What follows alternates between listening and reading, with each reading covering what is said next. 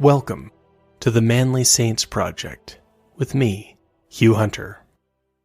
If you enjoy my work, please consider signing up and supporting me on Substack, or click the link in the show notes to buy me a beer. And if you enjoy the podcast as audio or video, please consider giving me a rating wherever you are. It helps a lot. Now, let's meet this week's Manly Saint.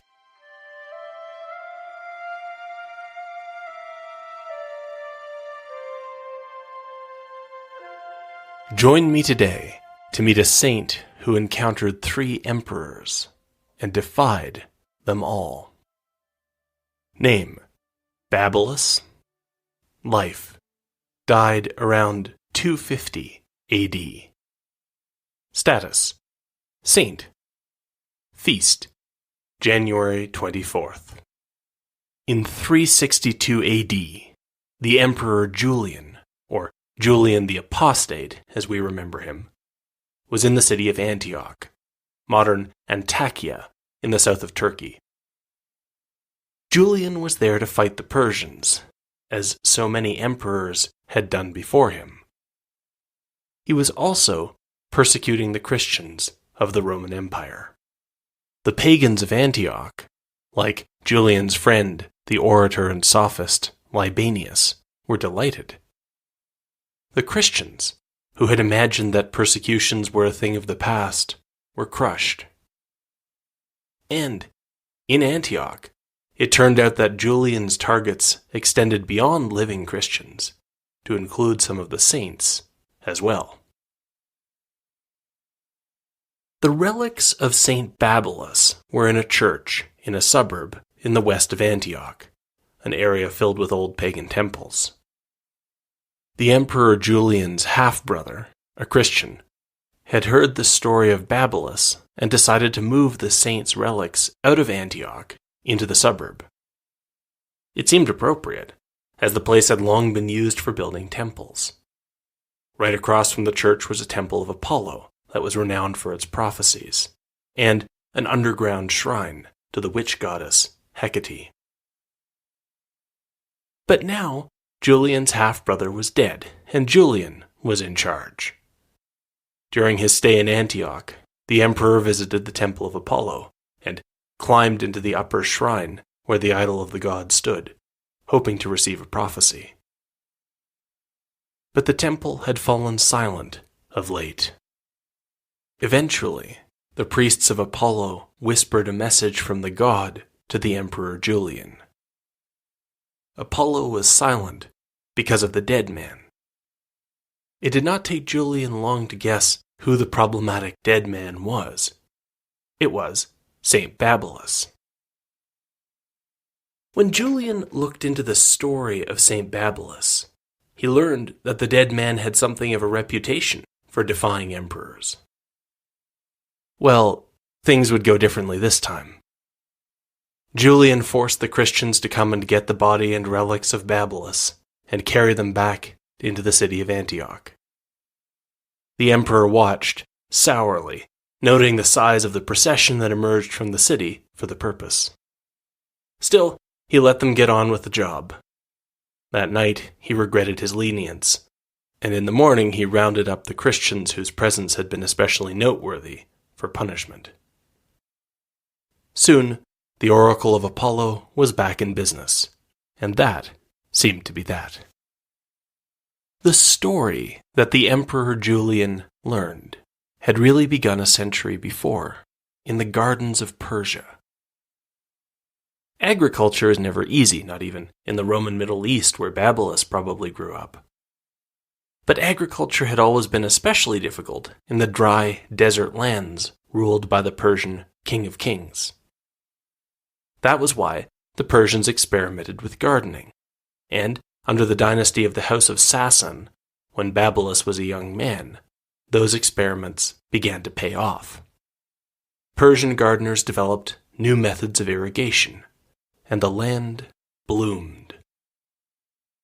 The Persians had more food, which meant the Persians had more wealth, which meant the Persians could pay more taxes, which meant the Persian King of Kings could raise a bigger army, which threw off the balance of power that had long existed on the eastern Roman frontier. Still, Antioch was thriving. The political structure of the Roman Empire might be crumbling away, but here, in the third largest city of the empire, the base for Roman control of the Middle East, things were not too bad. Antioch was filled with temples and Roman baths. Philosophers and sophists walked the streets of the city. And in Antioch, as across the empire, the church was growing, unofficially tolerated by the authorities. Babylas was likely settling into his life as a priest when the Emperor Severus Alexander arrived in Antioch in 231. The provocations of the Sassanid Persians could no longer be tolerated, and the emperor was going to put these upstarts in their place. The Roman propaganda machine blasted out slogans, some of which survive on the coins from this period, invoking the gods and goddesses of battle. Victoria, the goddess of victory, had her own coins, as did the god of the sky, Jupiter who fights for us, and the god of war, Mars, the Avenger. Unfortunately, by this time, Rome was better at war propaganda than at war itself. The citizens of Antioch noted with some concern that the men in the army of Severus Alexander were raw recruits. The emperor marched them into Persia. He found it hard to come to grips with the Persians. Severus Alexander's legionary recruits would attack the Persian horse archers, who pretended to scatter, only to reassemble in a predetermined location and attack the legionaries again. In the end, Severus Alexander accomplished very little before going home. Even so, Rome's propagandists ensured that Severus Alexander followed the Roman tradition of victors taking the name of the defeated territory as a personal cognomen. And so, the emperor adopted the cognomen Persicus, and, just for good measure, tacked on the Latin word for the greatest to make it Severus Alexander Persicus Maximus. 8 years passed. They were bad years for Rome. Rome was deep in the period we remember as the crisis of the 3rd century, when the empire seemed likely to shake itself to pieces. Severus Alexander Persicus Maximus had been assassinated, and then the man who had replaced him had been murdered as well. In 238 AD, Rome juddered through the terrible year of the 6 emperors, when claimants to the purple rose and fell in rapid succession. After that, the last man, or rather, the last boy left standing, was the 13-year-old Gordian III. The young emperor was led by his advisors, who pointed him east, toward the as yet unresolved problem of Persia. Meanwhile, the bishop of Antioch, Sabinus, had died. The man chosen to replace him was Babylas. And so Bishop Babylas settled into his new role as bishop, guiding the church in Antioch with diplomacy and care. Bishop Babylas was leading the Christians of the city when the boy emperor Gordian III brought his army east. Again, the Roman propaganda machine sprang into action, although this time it seemed slightly less optimistic about total Persian defeat, with coins that read, "The peace of Mars," "The loyalty of soldiers," and of course, victory. At first, the Romans did well. Gordian III was guided by his father-in-law, Timesitheus, the powerful lord who served as head of the Praetorian Guard. The Romans drove the Persians back in a victory at Rasina, modern Ceylanpanash in southeast Turkey. But then, Timesitheus died, and a Syrian named Philip took his place as Praetorian prefect. The trouble was that Philip was ambitious, and considered that the only thing better than coming back as the second most powerful man in Rome would be to come back as the most powerful man in Rome. He seems to have contrived to put young Gordian III out on the front lines, where he would be killed. Philip had probably not anticipated that the death of the emperor would lead to military defeat, and now the Roman army was stuck in Persia. The new emperor Philip the Arab as we remember him today, paid King Shapur I 500,000 gold pieces, with a promise of annual tribute to come, and the Persians let the Romans go home. It was not exactly a victory, but Rome's propagandists worked with what they had, minting coins that depicted Pax, the goddess of peace, and reading, "Peace achieved with Persia." They went ahead and awarded Philip the title of Persicus Maximus, too. As good as it was to have some sort of peace, the new Emperor Philip may not have thanked the goddess Pax for it. There were persistent rumors that he was a Christian, or at least that he was interested in Christianity.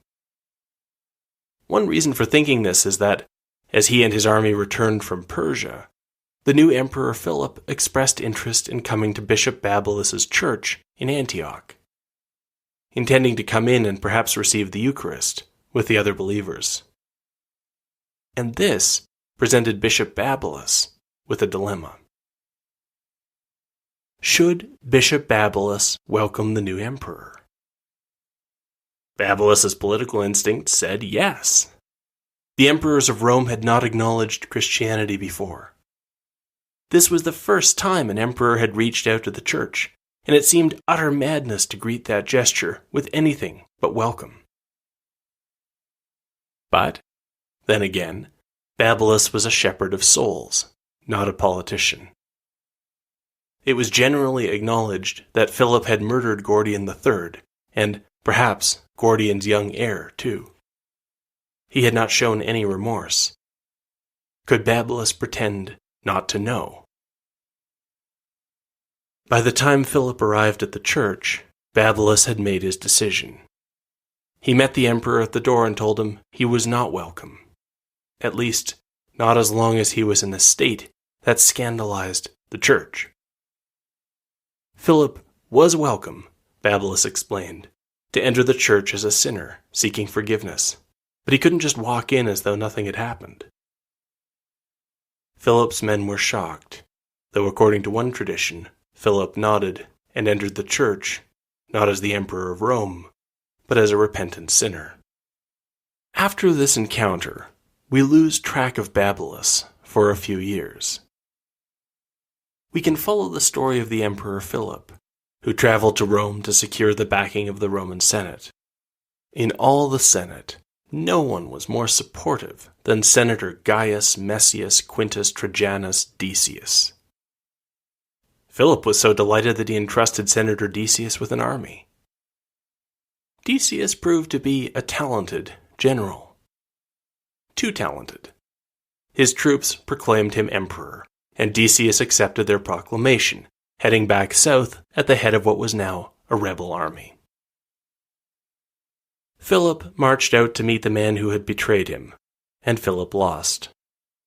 Now, Decius was emperor. Unlike the Emperor Philip, Decius would not prove a friend to the Christians. He initiated the Decian persecutions, compelling all Romans of every religion except Judaism to sacrifice to the emperor or be put to death. Many Christians died, some apostatized, and saints like Saint Cyprian and Saint Dionysius the Great and Saint Gregory the Wonder Worker tried to steer the church through the storm. Near the beginning of these persecutions, it seems, Decius, or one of his close associates, Numerius, found himself in Antioch. Our records make the strange claim that Decius, or perhaps Numerius, tried to attend the church in Antioch. But why? Why would Decius, who clearly loathed Christians, try to enter a church? Why would the Christians of Antioch even tell Decius where they were worshipping? It's a strange story, and some readers think that Babylas' second meeting with an emperor is merely a garbled version of the encounter with the Emperor Philip. Maybe. A more interesting possibility, I think, is that history was quite intentionally repeating itself, that Decius or his representative had heard about the mouthy Christian bishop, Babylas, and decided to see what he would say to a pagan. Babylas had risked a great deal for his principles. Was he willing to die for them? And so, in the story, Babylas meets the second emperor at the door of the church and turns him away. This emperor has no intention of repenting. He has Babylas taken into custody, chained, and thrown into a prison. As usually happened during the Decian persecutions, Babylas was offered the chance to sacrifice to the gods. He refused. He was taken from prison along with 3 young Christian men who had likewise refused to sacrifice. On the way to his execution, Babylas told those secret Christians who had dared to come and watch to keep his chains. He was honored to have worn them for Christ. The old bishop was visibly moved at the sacrifice of his young companions.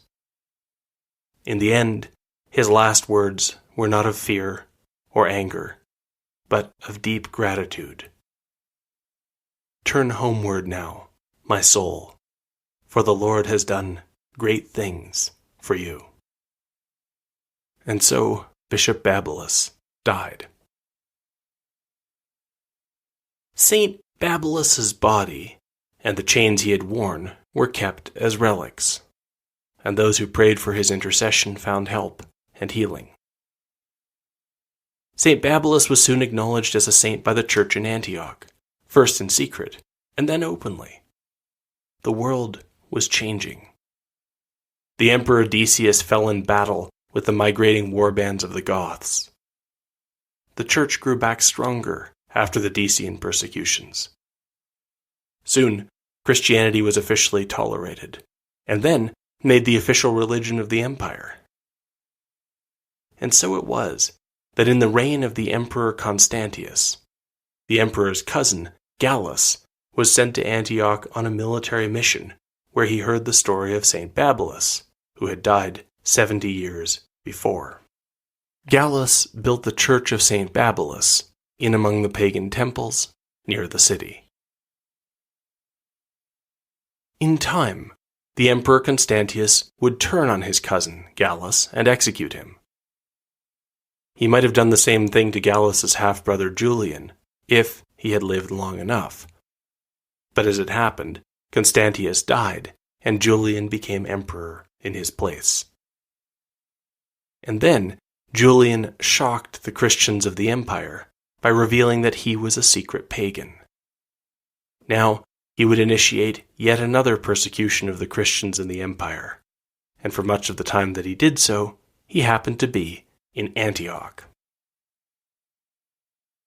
And so it was that the Emperor Julian found himself at the Temple of Apollo, after removing the relics of St. Babylas.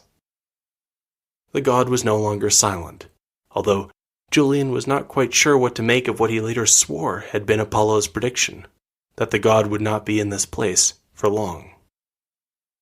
Afterward, Julian returned to his lodgings in Antioch. The lightning came out of a clear sky and hit the temple of Apollo on the roof, directly over the room that housed the idol of the god. The temple burned from the inside out. The initial lightning strike had been noticed by passers-by precisely because it came out of a clear sky, directly down on the temple, a detail which pagans and Christians alike would later confirm to the emperor's torturers. As the temple burned, the locals sent word to Emperor Julian, who hurried to the scene. The horrified emperor got there just in time to watch the idol of Apollo topple out of the burning rafters and smash apart on the stone floor below. The world of the pagans was passing away. The seeds of the new world were already in the ground.